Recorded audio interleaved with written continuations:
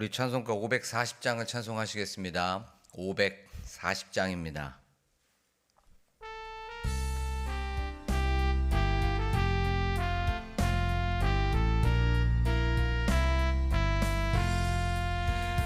주의 음성을 내가 들으니 사랑한단 말일세.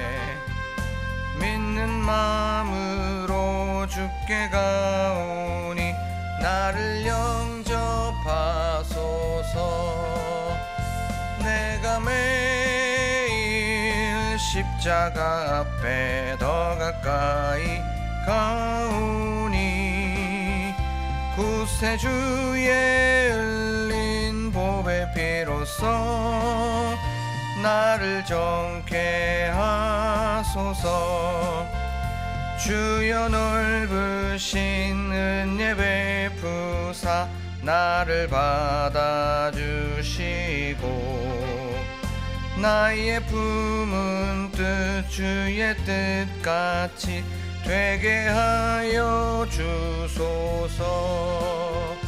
내가 매일 십자가 앞에 더 가까이 가오니 구세주의 흘린 보배 피로써 나를 정케 하소서. 주의 보좌로 나아갈 때에 어찌하니 기쁠까. 주의 얼굴을 항상 배우니 더욱 친근합니다. 내가 매일 십자가 앞에 더 가까이 가오니 구세주의 흘린 보배 피로써 나를 정케 하소서. 우리 구주의 넓은 사랑을 측량할 자 없으며 주가 주시는 참된 기쁨도 헤아릴 수 없도다. 내가 매일 십자가 앞에 더 가까이 가오니 구세주의 흘린 보배 피로써 나를 정케 하소서. 아멘.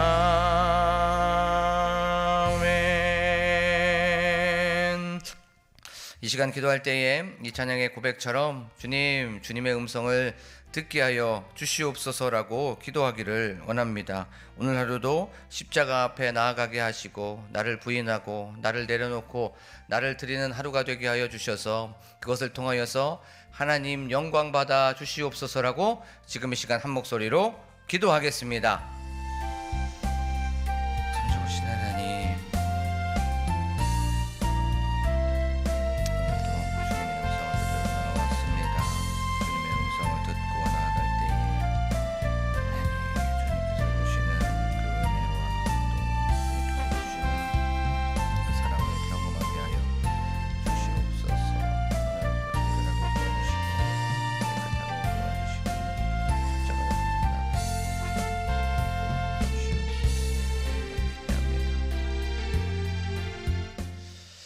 우리의 선한 목자가 되시는 하나님 아버지, 오늘 하루도 기도로 출발하고 또한 말씀과 예배로 시작하게 하여 주심에 감사를 드립니다. 저희들 예배 드릴 때에 주님의 마음과 저희의 마음이 통하는 시간 되게 하여 주시옵소서. 주님의 음성을 듣게 하시고 또한 그 음성을 듣고 주님의 선하시고 기뻐하시고 온전하신 뜻을 경험하는 이 시간 되게 하여 주시옵소서. 오늘도 하루를 살아갈 때에 십자가에 나의 모든 정욕과 탐심, 탐욕, 이 모든 것들, 자기의 의의를 다 못 받고 오직 예수 그리스도만이 드러나는 삶을 살게 하여 주시옵소서. 그것을 통하여서 하나님 영광 받아 주시옵소서. 감사드리며 예수 그리스도의 이름으로 기도하옵나이다. 아멘. 저희가 나눌 말씀은 마태복음 9장 9절에서부터 13절의 말씀입니다. 마태복음 9장 9절에서부터 13절입니다.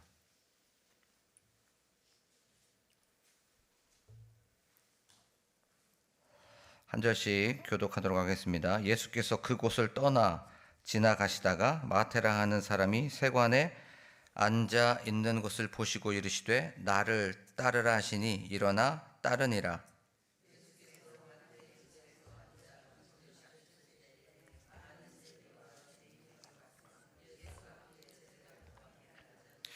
바리새인들이 보고 그의 제자들에게 이르되 어찌하여 너희 선생은 세리와 죄인들과 함께 잡수시느냐.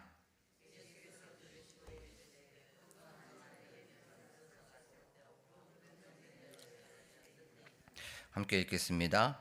너희는 가서 내가 긍휼을 원하고 제사를 원하지 아니하노라 하신 뜻이 무엇인지 배우라.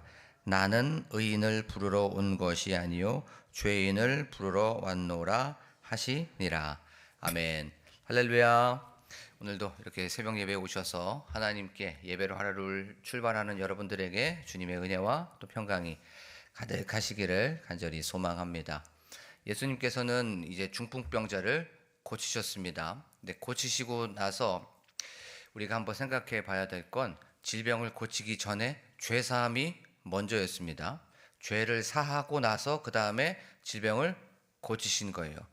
밥보다 빵보다 떡보다 복음이 더 먼저라는 것입니다.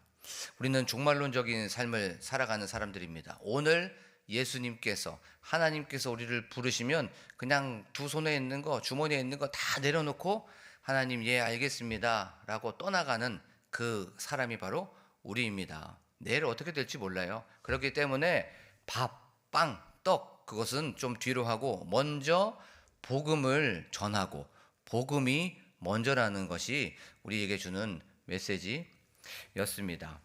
그리고 나서 죄를 사하는 것은 바로 하나님의 영역이지요.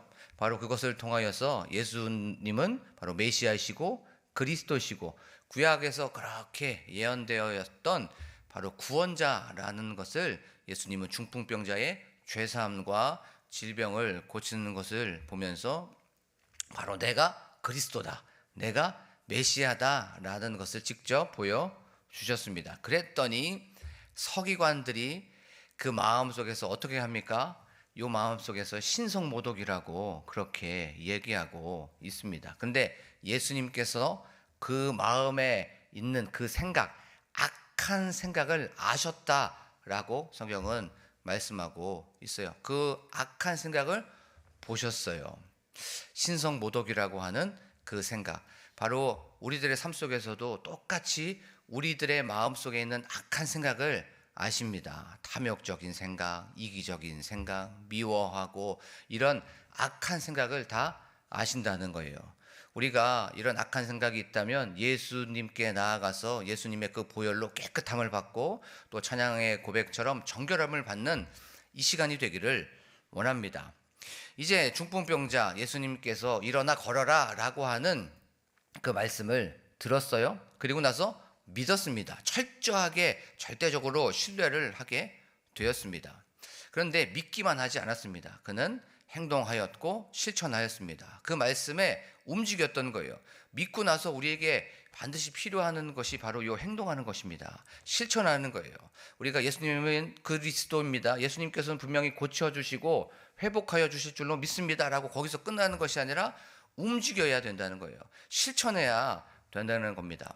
그러면서 오늘 말씀에 보면 일어나라고 하는 그 말씀이 계속해서 반복되어 있죠. 9장 1절부터 계속해서 일어나 일어나 일어나라고 계속 반복되는 그 말씀이 있습니다.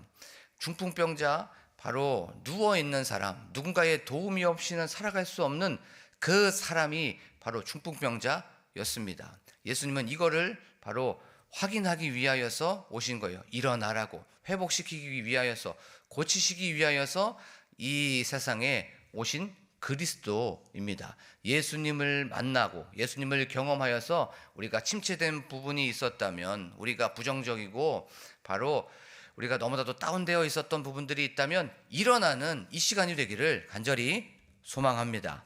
오늘 9절부터 나오는 말씀은 이 세리 마태를 만나고 또 부르시는 그 말씀이에요. 오늘의 9장 9절부터 13절까지의 큰 키워드가 긍휼이라고 하는 그 키워드입니다. 이 9장 9절부터 13절까지 그 당시에 율법사들이든 서기관들이든 바리새인들이든 유대인들은 율법의 기준을 삼아서 정죄하고 비난했습니다. 그것을 통하여서 그건 잘못된 거야. 그것을 통하여서 항상 사람들한테 손가락질하면서 무엇인가 긍휼도 없어진 그런 시대, 무엇인가 불쌍감도 없고 안타까움도 없는 그 시대를 통하여서 예수님께서는 그렇게 긍휼이 없는 시대에 예수님께서 오신 목적이 바로 긍휼히 여기고 안타까워하고 불쌍히 여기고 그것을 통하여서 너무나도 힘들겠구나라고 하는 그 마음을 보여주신 거예요. 자, 이제 오늘 요 세리를 부르시는 그 마태를 부르시는 말씀을 통하여서 하나님께서는 우리 광복 공동체 한 분 한 분에게 어떤 메시지를 주시고 교훈을 주시는지에 대해서 우리가 말씀을 좀 살펴보도록 하겠습니다. 9절 말씀에 보면 이렇게 말씀하고 있어요. 예수께서 그곳을 떠나 지나가시다가 라고 성경은 말씀하고 있습니다. 그곳을 떠나 지나가시다가, 마태복음의 요 문맥으로 보면 그곳을 떠나 지나가시다가는 중풍병자를 고치시고 나서 떠난 것을 우리가 딱 생각해 볼 수 있는데, 요 병행 본문이 마가복음 2장 말씀입니다. 이 마가복음 2장에 보면 이제 중풍병자를 고치시고 갈릴리에서 사람들을 가르치셨어요. 자, 이제 어쨌든 중풍병자를 고쳤습니다. 또 가르쳤어요. 그러면 거기에서 예수님은 어떻게 됐습니까? 슈퍼스타가 됐겠죠. 중풍병자를 고치셨으면 야 진짜 메시아구나, 사람들에게 박수도 받고 갈채도 받고, 와 진짜 예수님이 그리스도 맞네, 예수님에게 뭔가 있어 라고 하면서 예수님은 거기에서 떴을 거예요. 그런데 그러면 어떻게 됩니까? 이 마음속에 자랑하고 싶은 마음도 있을 수 있습니다. 또 그 마음속에 우쭐대고 의시될 수 있는 그 마음도 있을 수가 있어요. 그리고 또 하나 생각해 보면 예수님 계속 가르치시고 고치시고 전도하시고 무엇인가를 계속 회복시켰습니다. 그러면 좀 쉴 법도 하지 않았을까요? 우리가 한번 이 말씀 속에서 한번 생각해 보기를 원합니다. 예수님 좀 쉴 법도 하신데, 예수님 조금 쉬어도 되는데 그곳을 떠나셨습니다. 그리고 나서 또 누군가를 만나러 가는 거예요. 예수님은 그곳에 안주하지 않았습니다. 자기의 사역 요만하면 됐어 라고 하면서 거기에서 좀 내려놓지 않았습니다. 거기에서 계속해서 예수님의 사역, 예수님의 일을 최선을 다해서 하고 있음을 보게 됩니다. 여기에서 두 가지 우리에게 한번 생각해 봐야 될 부분이 있습니다.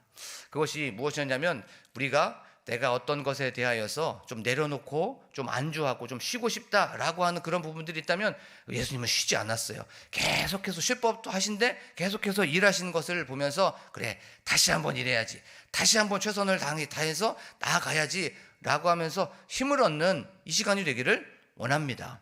그리고 예수님 사람들한테 막 박수 받았습니다. 사람들한테 환영도 받고 갈채도 받았어요. 그런 상황 속에서 그곳을 떠나셨습니다. 박수 받는 그 자리, 환영을 받는 그 자리, 또 우쭐댈 수 있는 그 자리, 자랑할 수 있는 그 자리를 떠나서 또 어디로 가십니까? 낮고 천한 그 겸손의 자리로 나아가시는 것을 보면서 내가 사람들한테 조금 높아지려고 하는 그런 부분들이 있었다면, 또 사람들한테 박수와 갈채를 받는 그런 부분들이 있었다면 그런 자리를 떠나서 다시 또 겸손의 자리로, 낮은 자의 자리로 나아가는 여러분들이 되기를 간절히 소망합니다. 예수님은 이것을 실제로 보여주셨어요. 하늘 영광 버리시고 낮고 천한 이 땅으로 내려오시면서 겸손의 왕으로 낮은 자의 모습을 보여주셨어요. 이것을 통하여서 우리도 항상 낮은 자의 자리로, 겸손의 자리로 나아가는 이 시간이 되기를 간절히 소망합니다. 자, 이제 9절 이 9장 9절에 보면 예수께서 그곳을 떠나 지나가시다가 마태라 하는 사람이 세관에 앉아 있는 것을 보시고라고 성경은 말씀하고 있습니다. 오늘 드디어 이제 예수님이 만난 한 사람이 등장합니다. 마태라고 하는 그 사람입니다. 이 마태의 프로필을 한번 생각해 보겠습니다. 요 마태라고 하는 그 이름. 또 다른 데는 레위라고 말하고 있어요. 막 혼돈되고 있습니다. 근데 레위는 마태의 히브리식 이름이고 마태는 헬라식 이름이에요. 바울과 사울이 동일하게 그렇게 얘기했던 것처럼 사울은 히브리식 이름이고 바울은 로마식 이름인 것처럼 이렇게 마태는 레위라고 하는 그 이름을 가지고 있습니다. 그리고 이 마태의 직업은 세리였습니다. 세리. 그러면 그 당시 세리를 한번 생각해 보겠습니다. 그 당시에 세리, 유대인들에게 로마에게 바칠 세금을, 그 텍스를 한 35%를, 최저가 35% 정도 됐어요. 이 35% 정도 되는 세금을 유대인들의 그 고열을 짜내서 착취하고 거기에서 빼앗아 가는 그 사람이 바로 세리였습니다. 그리고 자기의 것도 취하여야 되기 때문에 보통 자료를 찾아보니까 45%에서 50%의 텍스를 떼는 사람이 바로 요 마태였습니다. 로마에게 세금을 바치기 위해서 이렇게 폭리를 취한 사람이 바로 요 마태였어요. 동족으로부터 매국노 취급을 당연히 받을 수밖에 없는 사람이 바로 요 세리 마태였습니다. 그리고 이방인들과 접촉을 하기 때문에 이 사람은 유대인들에게 바로 출교를 당할 수밖에 없는 사람, 비난을 받을 수밖에 없는 그 사람이 바로 요 세리 마태였습니다. 돈은 좀 있었을지 모르지만 그 심령을 한번 생각해 보면 공허하고 요 심령이 피폐해질 수밖에 없는 그 사람이 바로 세리였습니다. 요 세리, 회당에서 출교를 당할 수밖에 없는 그 사람, 가족들도 멸시하는 그 사람이 바로 요 세리 마태였습니다. 동족들은 이렇게 얘기했을 거예요. 너 유대인 아니야? 너 이스라엘 사람 아니야? 라고 그렇게 계속해서 자기의 것을 빼앗아가는 그 세리에게 그렇게 비난을 할 수밖에 없었을 것이에요. 예수님은 그 상태를 보셨습니다. 그 상태를 아셨어요. 그의 심령, 그의 심리, 그의 영혼의 상태를 아셨을 거예요. 그것을 보셨다라고 성경은 분명히 말씀하고 앉아있는 것을 보셨어요. 돈에 앉아있고 세상에 앉아있고 자기의 의에 앉아있는 그 사람, 피폐해질 대로 다 피폐해지고 완악해지고 또 돈을 그렇게 추구하려고 하는 돈 없으면 안 돼, 돈 없으면 안 돼라고 하는 그 사람을 보셨고 아셨습니다. 그와 세리 마태와 이렇게 눈이 딱 마주쳤을 때 이렇게 아마 얘기하셨을 거예요. 아이고, 너 밥은 먹고 다니냐? 너 밥은 먹고 다녀? 라고 하면서 그렇게 긍휼의 마음, 안타까운 마음, 불쌍한 마음을 바로 예수님은 보셨을 거예요. 이 세리는 그냥 한 사람이 아닙니다. 죄로 인해서 돈을 사랑하고 자기를 사랑하고 죄로 인하여서 자기의 의로 똘똘 뭉쳐져 있는 전 인류를 상징하는 거예요. 전 인간을 상징하는 것이 바로 요 세리였습니다. 돈을 사랑하고 자기를 사랑하고 남의 아픔을 별로 중요하게 생각하지 않는 그 사람, 이기적이고 탐욕적이고 자기만 아는 그 세리가 바로 인간이고 저고 여러분들 아닙니까? 우리 아닙니까? 돈을 그렇게 사랑하면서 남의 아픔은 쳐다보지 않고 긍휼도 없고 불쌍함도 없고 안타까움도 없고 그것에 대하여서 이 마음이 둔하여지고 딱딱하여진 그 세리가 바로 나고 우리고 저라는 것을 경험하게 되었습니다. 그 사람을 만나러 누가 오신 겁니까? 예수님이 찾아온 거예요. 그 사람을 긍휼히 여기기 위하여서, 그 사람을 회복시키기 위하여서, 그 사람 돈에 세상에 자기 의에 빠져가지고 비난하고 정죄하고 그런 상황 속에서 이 마음이 피폐해진 그 사람을 만나러 오신 겁니다. 왜냐하면 오늘 그 사람을 일으키기 위하여서. 오늘 또 말씀에 보면 세리 마태가 예수님을 경험하고 나서 어떻게 됩니까? 앉아있던 그 자리에서 일어나게 되는 거예요. 그렇게 돈에 세상에 또 어떤 자기 의에 누워 있었고 앉아 있었던 그 세리를 일으킨 그 예수 그리스도를 경험하는 이 시간이 되기를 간절히 소망합니다. 예수님을 만나고 경험하여서 우리가 다시 한번 회복받는 이 시간이 되기를 원합니다. 그리고 나서 이제 예수님께서 세리 마태에게 이렇게 얘기합니다. 그것이 바로 9절 말씀 하반절입니다. 사람이 마테라 하는 사람이 세관에 앉아 있는 것을 보시고 이르시되 나를 따르라 하시니 일어나 따르니라. 아멘. 나를 따르라는 건 나를 쫓으라는 겁니다. 나를 믿으라고 그렇게 예수님께서는 마태에게 말씀하여 주신 거예요. 예수님께서는 마태의 그 상태, 상황, 심리, 심령, 이 영혼을 아시고 얘기하고 있는 것이에요. 그 마태를 부르신 겁니다. 구원으로의 초대고, 행복으로의 초대고, 기쁨으로의 초대고, 참된 자유함으로의 초대라는 것이에요. 바로 마태는 이 예수님께서 나를 따르라, 나를 믿으라, 구원으로의 초대, 요 기쁨으로의 초대를 들었을 때 어떤 마음이었을까요? 아무도 자기를 초대하지 않았습니다. 아무도 자기를 멸시하고 천대하고 욕하고 비난하고 그렇게 욕은 했지만 아무도 자기를 부르지 않았어요. 하지만 예수님께서 자기를 부르셨을 때 그는 소름이 돋았을 거예요. 그는 예수님께서 자기를 따뜻한 마음으로 불렀을 때 그는 이 마음속에 위로가 있었을 겁니다. 이 마음속에 나 같은 것이 뭐라고, 세상 사람들은 다 그렇게 나를 욕하고 소리 지르는데 예수님은 나를 부르셨구나, 나를 사랑하시는구나, 나를 이렇게 긍휼히 여기주시는구나 라고 하면서 그렇게 부르셨을 때 그는 회복이 일어났을 거예요. 우리는 다 부르심이 있습니다. 저도 초등학교 5학년, 4학년 때쯤이었을 거예요. 한 상가에 있는 교회에서 그 새벽에 부흥회를 들어가게 되었습니다. 어머니도 가지 않고 아버지도 가지 않고, 옛날에는 전봇대나 아니면 벽마다 이 부흥성에 집회가 있다고 하면서 이렇게 전단지가 붙여져 있었어요. 그리고 나서 저는 그 부흥회에 참석하게 되었습니다. 그때 강사 목사님 한 분, 거기에 사모님 한 분, 담임 목사님 한 분, 저 한 명, 어떤 할머니 한 명, 요렇게 새벽 부흥 집회가 있었어요. 그때 그 부흥 집회 할머니와 저와 부흥 강사 이렇게 뜨겁게 기도했습니다. 그때 부르심을 받았어요. 그리고 나서 저는 그때 하나님, 제가 목사가 되겠습니다 라고 하면서 그런 부르심에 바로 저는 응답을 하였습니다. 그때 저에게는 이 소명의식이 있었어요. 많은 우여곡절도 있었고, 많은 세상으로 나갈 수 있는 방향도 있었고, 또 세상으로 많이 나아갔지만 다시 돌아오게 되었습니다. 한 분 한 분 여러분들에게는 다 부르심이 있고 다 소명이 있습니다. 어떤 분들은 권사님으로, 또 어떤 분들은 장로님으로, 어떤 분들은 집사님으로 다 이렇게 부르심이 있어요.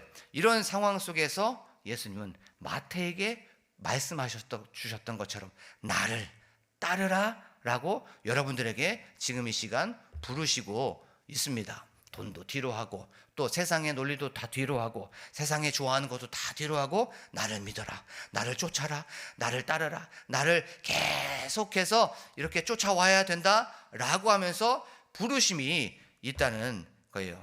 이 부르심이 바로 자유로의, 참된 행복으로의, 참된 구원으로의, 참된 기쁨으로의 부르심인 줄로 믿습니다. 그러면 이 부르심을 한번 삶 속에서 한번 생각해 보겠습니다. 11월이 되면 자꾸 무엇인가를 내려놓으려 그래요. 그렇죠? 셀리더도 내려놓는데, 기관장도 내려놓는데, 찬양대도 내려놓는데, 또 계속 무엇인가 내려놓으려고 합니다. 이런 가운데에서 오늘 나를 따르라, 나를 쫓으라 라고 하는 부르심 속에서 기관장으로, 아니면 셀 리더로, 아니면 어떤 찬양대로, 찬양팀으로 부르시는 그런 부르심이 있다고, 또 감동이 있다면, 울림이 있다면 그런 드림과 또 내려놓음과 이런 것을 다 내려놓고 우리가 부르심 속에서 거기에 순종하는 저와 여러분들이 되기를 간절히 소망합니다. 이 시간 감동이 있으십니까? 드림이라고 하는 그 감동, 그래 내가 내려놓아야 되는 그 감동이, 아니면 울림이 있으십니까? 그 감동에 우리가 예 주님 그렇게 하겠습니다 라고 순종하면서 나아가기를 간절히 소망합니다. 그랬더니 마태가 어떻게, 예수님께서 나를 따르라, 나를 믿으라, 나를 쫓으라 라고 했었을 때, 그때 얘기했었을 때 마태가 어떻게 반응합니까? 9장 9절 나를 따르라 하시니 일어나 따르니라 라고 성경은 말씀하고 있습니다. 예수님께서 부르셨어요. 그리고 나서 일어납니다. 일어나게 돼요. 그러면 일어나게 되었을 때, 따른다고 했었을 때 뭐가 전제되어 있습니까? 자기의 돈, 자기의 시간, 자기가 가지고 있었던 걸 다 분명히 카운터 해봤을 거예요. 계산해봤을 겁니다. 마태 세일입니다. 계산에 굉장히 이 셈에 빠른 사람입니다. 다 해봤더니 뭐가 더 이익인 거예요? 예수님을 따르는 게 이익이라는 거예요. 다 생각해보고 다 카운트 해봤더니 예수님을 따르는 게 더 나은구나, 가치가 있구나라는 것을 알게 된 겁니다. 그러면서 일어났대요. 돈에 거기에 매여 있었던 그 전에서 일어난 겁니다. 세상의 논리에서 일어난 겁니다. 자기에 의해서 일어난 거예요. 우리도 지금 이 시간 일어나기를 간절히 소망합니다. 돈에 눌려 있었다면, 자기에 의해 눌려 있었다면, 탐욕하고 이 세속에 눌려 있었다면 이 모든 것들을 내려놓고 넉넉히 자유함을 주시는 예수 그리스도를 경험하여서 일어나는 이 시간이 되기를 간절히 소망합니다. 망설이지 마십시오. 이것을 통하여서 주님께서 주시는 은혜가 있어요. 그런데 요 마태는 그것을 통하여서 즉시 일어났습니다. 바로 일어나서 예수를 따르고 예수를 쫓고 예수를 믿기 시작했습니다.